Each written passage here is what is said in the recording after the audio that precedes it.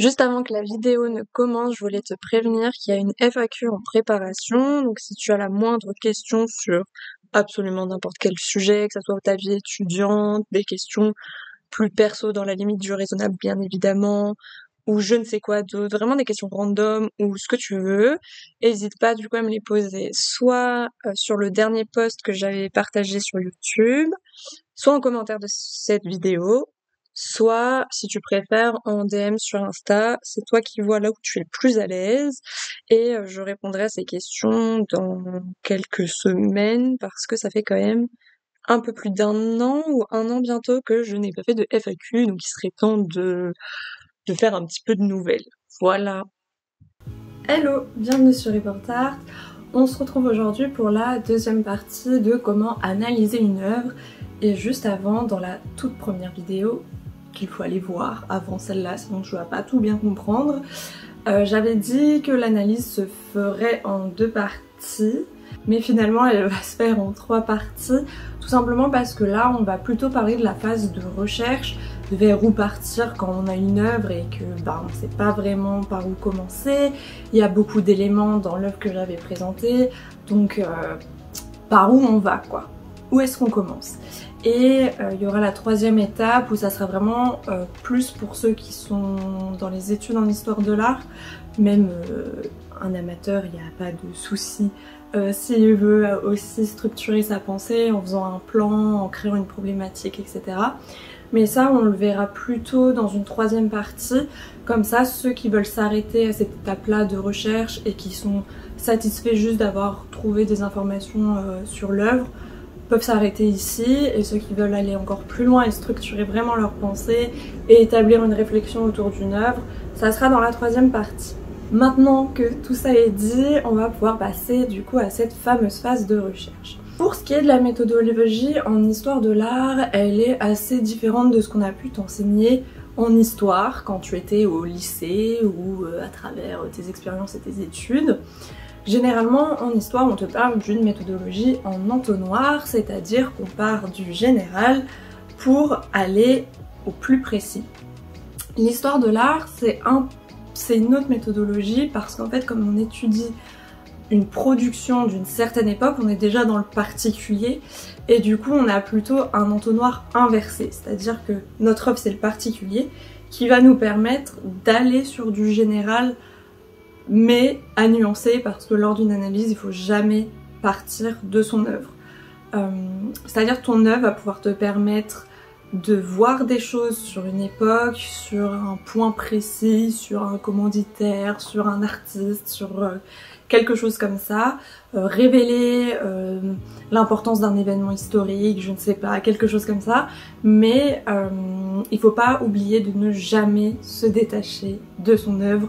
Ça, c'est vraiment le principal. Si t'es en études d'histoire de l'art, tes professeurs te rabâchent toujours cette phrase, ne jamais s'éloigner de l'œuvre, c'est hyper important. Si tu sens que tu commences à te dévier, hop, on essaye de se recentrer. Mais du coup, une fois que tu as cette production particulière, il faut pouvoir expliquer ce que c'est, expliquer pourquoi telle ou telle chose est représentée de cette manière à cette époque, pourquoi cet épisode de l'histoire est représenté, pourquoi là on est dans l'abstraction, pourquoi. Bref, plein d'interrogations en fonction de chacune des œuvres, ça sera des interrogations différentes bien entendu. Du coup, tu as fait ta pré-analyse et là il va falloir commencer à faire des recherches. Mais avant ça, si tu as déjà des connaissances générales et personnelles, tu peux peut-être avoir des pistes en tête. Par exemple, pour l'œuvre de Giovanni Bellini, Le Festin des Dieux, comme le titre l'indique, Le Festin des Dieux, il y a potentiellement des dieux dans ce tableau, mais c'est quoi? C'est des dieux nordiques, c'est des dieux gréco-romains, c'est des dieux égyptiens, qu'est-ce que c'est? Bon, dans ce cas-là, ils font partie du panthéon gréco-romain, et peut-être que tu arrives déjà, sans faire de recherche, à les identifier parce que certains attributs se trouvent juste à côté d'eux. Donc déjà, ça peut te donner des pistes. Ensuite, si tu es vraiment perdu sur une œuvre, le plus simple c'est de commencer avec ce que tu as. L'artiste, le titre de l'œuvre et la date. La date, ça te permet de te placer dans un contexte historique, dans une époque. Par exemple, je sais pas, un artiste du Moyen-Âge, il va pas forcément avoir les mêmes buts et les mêmes compétences et les mêmes, comment dire, les mêmes envies, les mêmes obligations qu'un artiste du 19e. Donc forcément, il y a des choses qui seront à étudier pour un artiste du Moyen-Âge que tu n'auras pas étudié pour un artiste du 19e et inversement. Donc ici déjà, si on commence par la date, on est dans la Renaissance, italienne plus précisément. Ça tu peux l'observer avec le nom de l'artiste, Giovanni Bellini, bon ça sonne quand même très italien. Et ce que tu peux savoir de cette époque-là, c'est que beaucoup d'œuvres sont commanditées par des nobles, par des rois, etc., etc. Donc peut-être que derrière cette œuvre, il y a un commanditaire. Donc ça, va falloir peut-être aller creuser sur cette piste-là déjà. Avec le nom de l'œuvre, le Festin des dieux, bon, comme je t'ai dit, ça veut dire déjà que dans la toile, il y a quand même des dieux. Pourquoi on parle du Festin des dieux? Est-ce que c'est un épisode mythologique qui existe réellement ou est-ce que c'est une invention de l'artiste? Encore une fois, ça te donne de nouvelles pistes de recherche. Ensuite, Giovanni Bellini, va falloir que tu l'étudies, que tu étudies sa carrière. Est-ce que c'est une œuvre plutôt de jeunesse ou de fin de carrière? Sachant aussi qu'on est à la Renaissance en Italie, il y a différentes écoles de peinture et du coup, il faut peut-être savoir de quelle école il se rattache. Si parfois ces connaissances-là, par exemple, les différentes écoles de peinture en Italie, tu ne les as pas, c'est pas grave parce que tu tomberas forcément dessus pendant tes recherches. Donc déjà, là, t'as pas mal de pistes à aller étudier. Et pour étudier ces pistes, il faut quand même se baser sur des documents et des sources qui sont sûres, valides, on va dire, c'est-à-dire des travaux universitaires de chercheurs, mais aussi tu peux te baser sur des sources primaires en faisant toujours attention d'avoir un esprit critique, puisque certaines personnes écrivent en ayant parfois des jugements de valeur, quand c'est pas forcément des historiens, et puis même c'est compliqué parfois de pas avoir de jugement de valeur. Ça peut correspondre ou non à un goût d'une époque, donc peut-être que nous aujourd'hui on trouve que cette œuvre est formidable mais qu'à l'époque non. Tu peux étudier aussi la réception critique de l'œuvre, c'est-à-dire comment l'œuvre elle a été perçue à son époque, est-ce que ça a été un flop, est-ce que ça a été une gloire fantastique, ce genre de choses. Et pour ça, tout simplement, il va falloir aller lire des livres, donc quant à ce genre d'œuvre, il faut que tu arrives à partir de l'œuvre à trouver des mots-clés. De type, là, tu vas peut-être aller dans des livres sur les peintres de la Renaissance italienne, sur des livres sur Giovanni Bellini, sur des livres sur, je sais pas moi, la représentation des dieux gréco-romains à la Renaissance, des livres qui vont peut-être parler de cet épisode mythologique. Et puis moi, je t'avais parlé aussi du fait que il y avait deux personnages un peu excentrés du tableau, enfin pas excentrés, mais qui se détachaient du groupe, qui m'avaient interpellée. Et en faisant les recherches, peut-être que je vais trouver qui sont ces personnages et que je vais devoir ensuite chercher l'épisode qui correspond à ces personnages, etc., etc. Donc tout simplement, il y a déjà les livres. Ensuite, tu peux, si tu es à l'université, mais parfois certaines bibliothèques, quand tu es au sein de ces bibliothèques, tu peux avoir accès à certaines bases de données qui ne sont pas accessibles pour le grand public. Donc dans ces bases de données là, je vais faire un petit listing non exhaustif en barre de description, mais globalement tu vas avoir JSTOR qui va proposer plein d'articles sur divers sujets différents et qui peut t'apporter un nouveau point de vue sur une œuvre parce que c'est quand même des articles qui sont extrêmement précis. Donc effectivement, si tu fais une recherche un peu générale, tu peux très vite te perdre dans la quantité d'articles qu'il y a sur JSTOR, mais si tu as un truc très précis à étudier, ça peut être très intéressant et il y a de très bons articles sur cette base de données. Tu vas avoir Cairn qui va avoir à la fois des livres et il me semble des articles de revues spécialisés qui sont sur cette base de données et qui peuvent donc parler du sujet que tu cherches. On va avoir Universalis qui est une encyclopédie en ligne où les articles sont rédigés par des spécialistes, par des chercheurs universitaires, des professeurs d'université qui sont spécialisés dans tel ou tel domaine. Donc ça peut être intéressant pour commencer à désherber un sujet que tu ne connais pas forcément. Ça peut être un premier pas pour rentrer là-dedans. Moi c'était principalement ça que j'utilisais. Après pour les sources primaires tu peux aller sur la base de données de la BNF Gallica où t'as pas mal de livres anciens qui sont numérisés et qui peuvent te permettre d'avoir de la bibliographie source primaire. Donc en fait c'est des livres, des écrits qui ont été faits à l'époque de ton œuvre, qui sont contemporaines de ton œuvre. Donc ça c'est très intéressant pour tout ce qui est réception critique, etc. Analyser le goût d'une époque, etc. etc.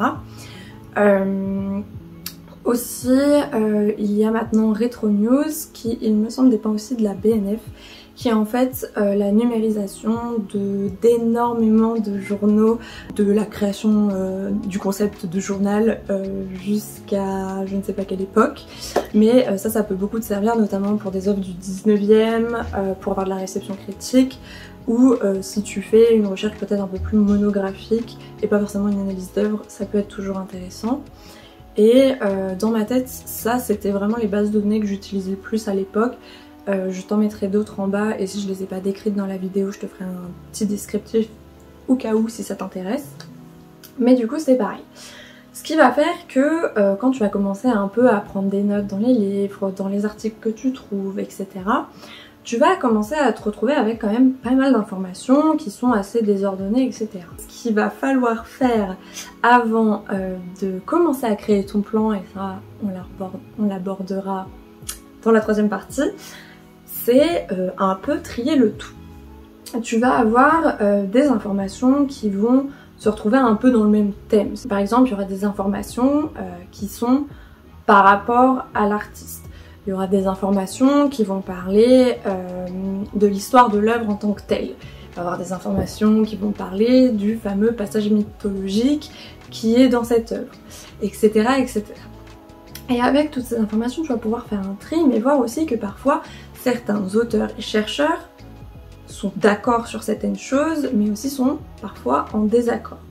Si tu es dans le cas où tu dois faire un exposé, si c'est pour ta culture personnelle bien évidemment aussi, mais si c'est dans le cas d'un exposé, il faudra aborder les divergences. C'est-à-dire, tu peux dire, ah bah voilà, tel chercheur pense ça de cet élément dans le tableau, mais un autre le contre, mais un autre pense autre chose.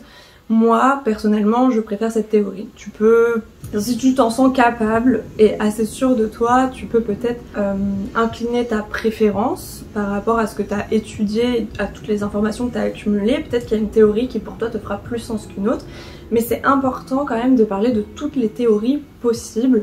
Bon, évidemment, pour la Joconde, il y a beaucoup trop de théories à aborder, donc il faut quand même rester succinct.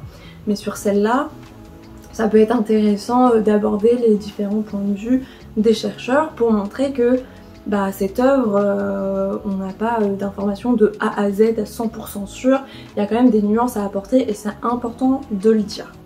Après pour ce qui est des points communs, etc., bon ça du coup tu peux quand même t'avancer assez assurément sur ces informations, mais c'est toujours aussi important de garder son analyse personnelle parce que par exemple ça peut arriver que voilà, certains chercheurs n'ont pas abordé quelque chose, n'ont pas développé plus que ça un point et que toi tu as envie de le développer, pourquoi pas. Après parfois quand l'œuvre n'est pas très connue, c'est sûr. Moi je me souviens quand L3 on nous donnait en exposé quand même des œuvres qui en soi dans le monde de l'histoire de l'art et des historiens de l'art est quand même assez connu, mais au niveau du grand public et au niveau de la bibliographie, il n'y a pas forcément énormément de choses et c'était pour nous obliger à pousser notre réflexion et à vraiment, comment dire, pousser nos compétences en recherche. Donc là, il faut vraiment élargir ses mots-clés, essayer de se dépatouiller un peu comme on peut, de changer de bibliothèque pour une bibliothèque peut-être un peu plus spécialisée qui aura des livres qui correspondent plus à ce que tu cherches. Globalement, pour cette page de recherche, c'est un peu tout et il faut aussi toujours faire attention à ce que tu lis et à ne pas prendre tout ce que tu lis comme des vérités absolues. C'est important aussi de remettre en question les choses. Si par exemple dans certains textes tu as l'impression qu'il y a quelque chose qui ne te convient pas par rapport aux informations que tu as récoltées, tu peux avancer cette théorie et dire par contre moi j'ai trouvé ceci, cela et du coup je ne suis pas si sûre de cette théorie mais comme elle a été avancée je la partage, etc. C'est aussi important de comprendre les sources qu'on lit, surtout pour les sources primaires, puisqu'il peut arriver que certains auteurs idéalisent certaines choses, soient amis en fait avec l'artiste et ne soient pas réellement objectifs. fasse entre guillemets de la pub pour un ami ou je ne sais quoi d'autre. Donc c'est aussi très important. Il faut aussi comprendre le contexte général qui est autour de l'œuvre, donc le contexte historique notamment, pour comprendre pourquoi parfois certaines œuvres n'ont pas eu un grand succès alors qu'aujourd'hui on les connaît et on les admire. Parce que en fonction de chaque époque, il y a des goûts différents, il y a des débats en peinture, en art en général qui sont différents et qui parfois tombent en même temps que ton œuvre et ton œuvre ne se synchronise pas avec les idées d'une époque. Donc ça peut être compliqué. Il y a des histoires d'œuvres aussi qui peuvent être compliquées à retracer.